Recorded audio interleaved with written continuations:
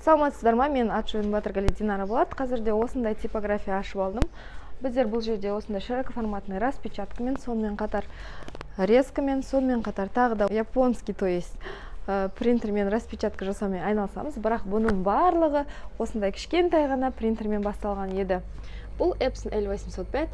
Бұны мен декретте отырғанда сатып алғанмын. Бұны мен той бастар жасау үшін алдым.